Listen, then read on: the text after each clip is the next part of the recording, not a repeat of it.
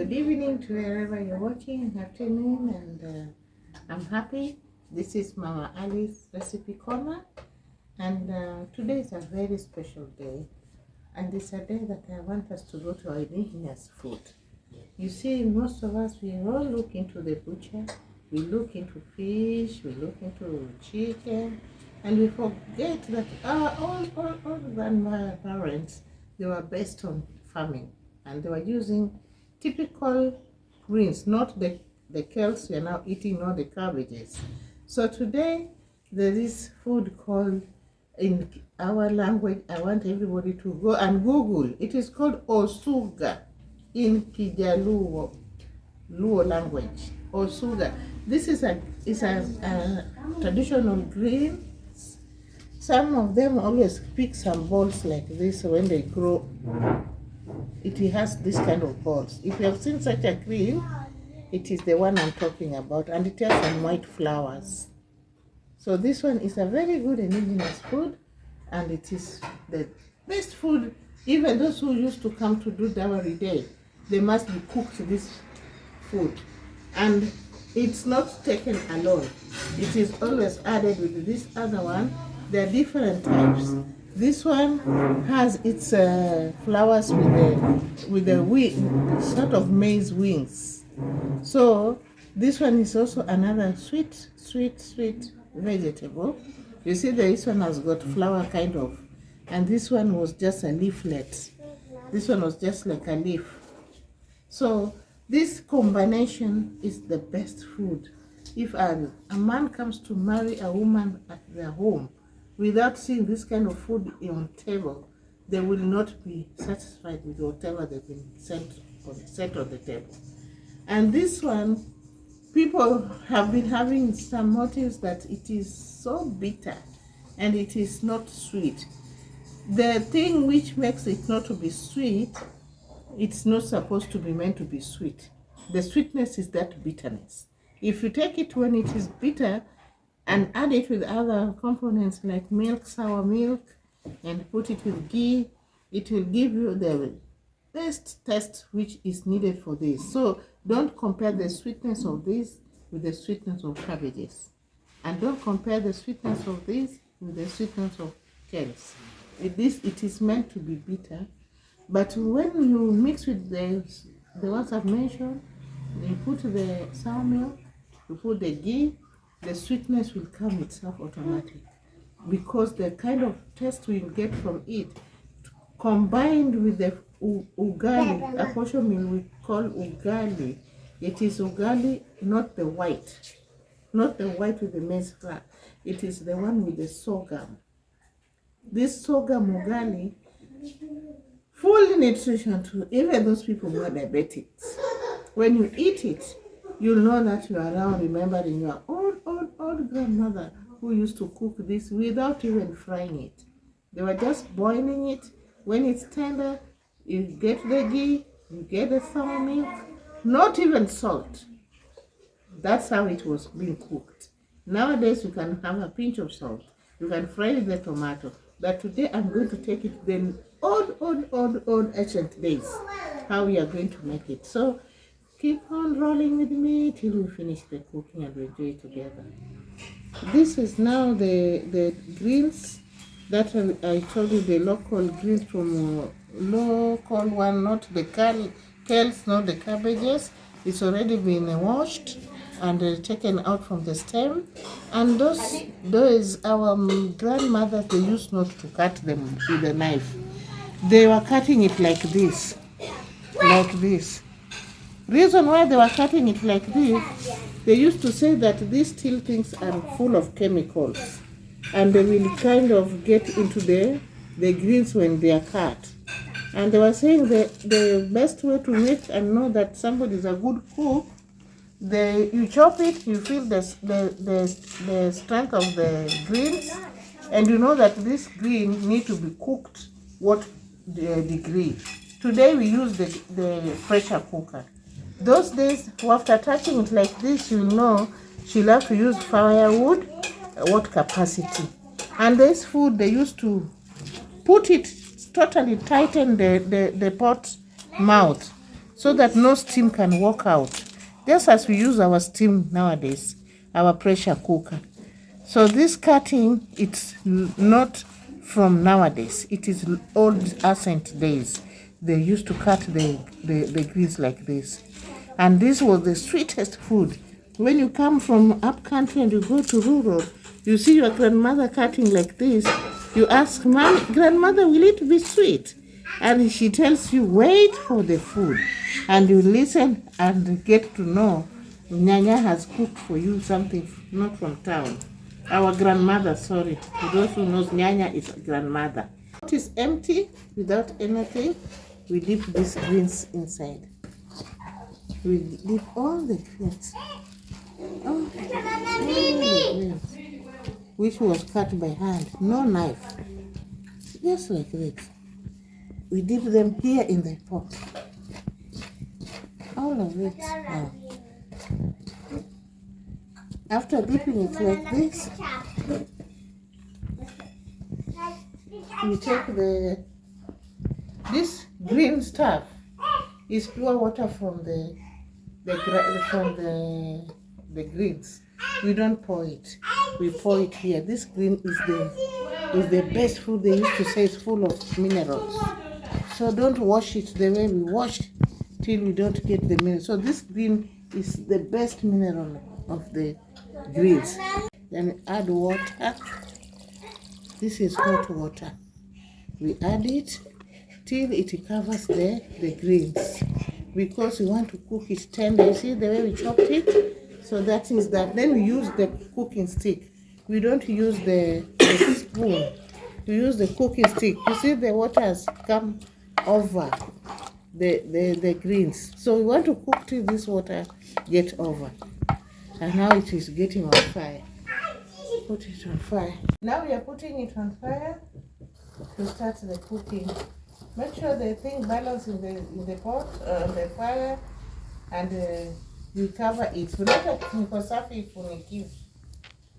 We cover it so that we can now start cooking. And the food will boil till that water you see simmers, all of it. After that, we'll show you the next stage. That is now the food on the fire with the pot covered. It is boiling. It will boil till the whole water we poured in get over. That will give us a very good level that the green is done. Then we'll continue with now putting the other stuffings to make it now be on us. Now we do fry, but that time they were just cooking, no frying it. You just pour onions, tomato, cooking oil, milk, they just add on it. Salt was an option. Those days they were not using salt. In fact, salt was not the normal salt we are taking now. They were taking, I think my grandmother used to take the ash from the firewood and tie it with the water, pour it on the food. That was the most nutritional level. They could go miles. No adding magadi soda, baking soda. They are adding salt, the normal salt. But because those days are now gone, we don't have all those things in hand now. That's why we put a pinch of salt in it. But the food is not totally being fried, just cooking it. Now our water has dried from the greens. Now we are adding onions. Remember, we are not frying. We are adding onions and stirring. After adding onions, stir. Just we have not fried. Just watch the stages. We have not fried it. Now we are adding the tomatoes. We are adding the tomatoes. No frying.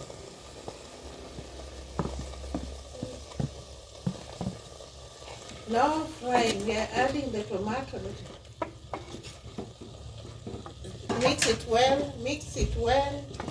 Mix it well till the old stuff gets mixed with the greens.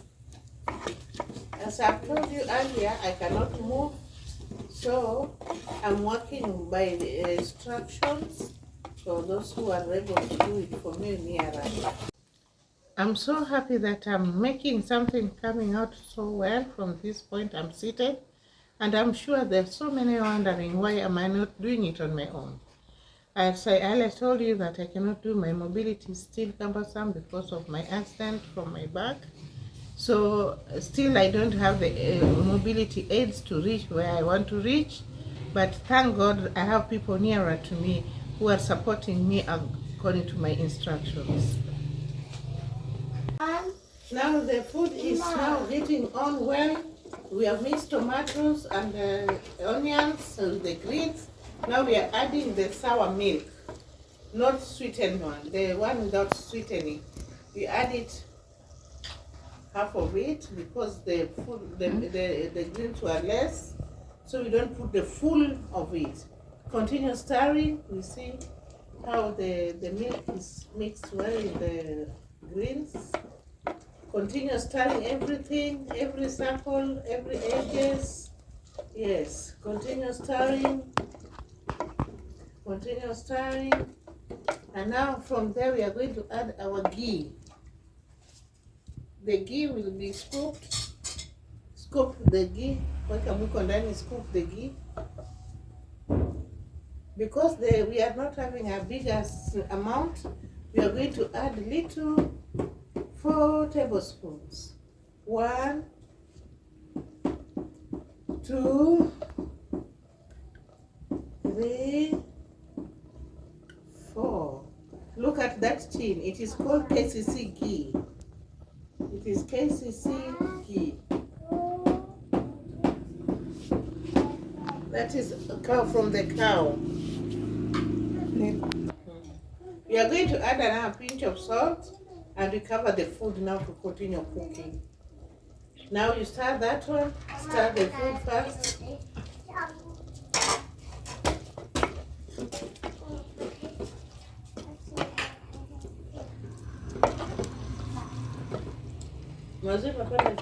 Just continue stirring.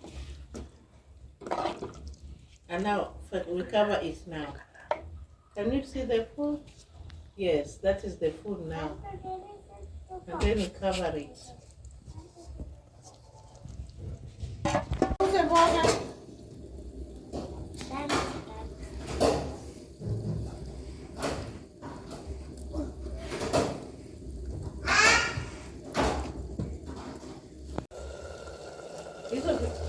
Now the food is now getting well ready. You can now see how mixed it is. You cannot now see the separation of onion is where, oil is where, milk and the tomatoes. They are all mixed. And now we are waiting for it to be a bit tender. We remove it. And now we put the other portion, the black portion. That is the ugali in Swahili called ugali, but it's portion cooked with sorghum wheat. Now the food is getting out of the fire. We want to move it so that we can place our sufuria to make the other food ugali, the brown ugali. So we are now putting the brown flour. This is the sorghum flour. And that is the water with the sufuria. We want it to boil. After boiling is when we'll start stirring it, the flour. Then the outcome will be very super and appetizing. Now that water in the sufuria is for the ugali posho meal. And we have just added little flour on it so that it can raise so fast. And we start cooking. Now you see we are starting the cooking. With the sorghum flour, you don't cook it, add a lot. Because should take its own pace to dry slowly. So we just take a little flour and she stirs. She stirs until the water and the flour mix, but not very strong. Because if you put it a lot, it will not give us the right talking which we are talking now for the brown ugali. We need a little flour, and then it will look like it is sticky. Don't worry about the stickiness, because that stickiness shows it's now pulling together. By pulling, I mean it's baking itself to feel the heat of the fire and to get ready for eating now. So meanwhile, she's still stirring until it will become a bit heavy, and that is the time we'll show you how the ugali is now becoming molded till it is not sticking in the sufuria and it's not sticking on the cooking stick. Now you see how the outcome is. The ugali is now molding and it is getting much better now. We are on our mission to finish our stirring. The fire is there enough. The mixing is good. So we are trying to make it till it become fully cooked. And how will you know it is fully cooked? You will see when we mold it, it is getting round and very adhesive to one another.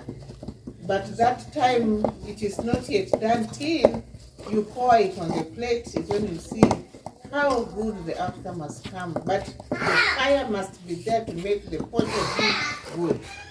Thank you. This is now after stirring. You don't have to give it a quick turn on the plate. Cover it, let it simmer a bit, and then when you mold it last round, now you put it on the table. Now we are waiting for the plate. We put it on the plate. Our ugali posho is done. Now we are putting it on the plate. There it comes, the brown ugali, the brown posho. If you can see it very well, that is the brown posho. Very nutritional.